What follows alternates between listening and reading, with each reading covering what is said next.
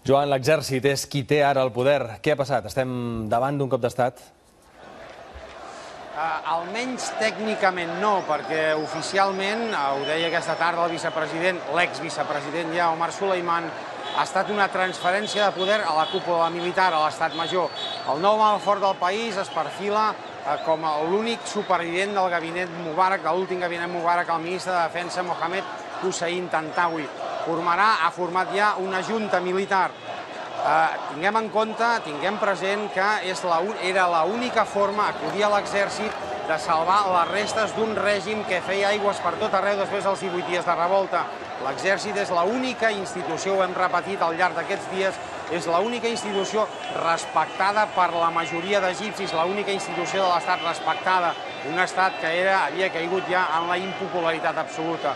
Doncs bé, l'exèrcit, la nova cúpula militar, ha fet una sèrie de propòsits que ha anunciat aquesta tarda. En primer lloc, ha cessat el gabinet, l'últim gabinet Mubarak, que deu haver sigut el més breu del seu mandat, sens dubte ho ha sigut, ha dissolt el Parlament i ha dit que governaria amb l'aquiescència, amb la col·laboració del president del Tribunal Constitucional del país. Han anunciat que s'emprendran mesures de transició política i de reformes que consultaran a l'oposició. Però de totes formes hi ha més incògnites que no resposta.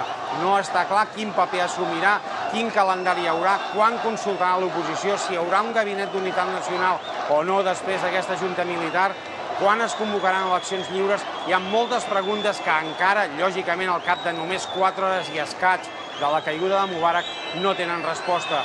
El que sí sabem, s'ha anunciat aquesta tarda, era un dels temors del Mubarak que s'han fet realitat. La banca suïssa ha anunciat la congelació dels comptes que Mubarak tenia a Suïssa, una fortuna molt important. Mubarak entra així en el pitjor dels seus somnis, amb una certa humiliació. De ben segur, les seves 24 hores últimes han estat les pitjors que ha passat, almenys des de la Guerra dels 6 dies.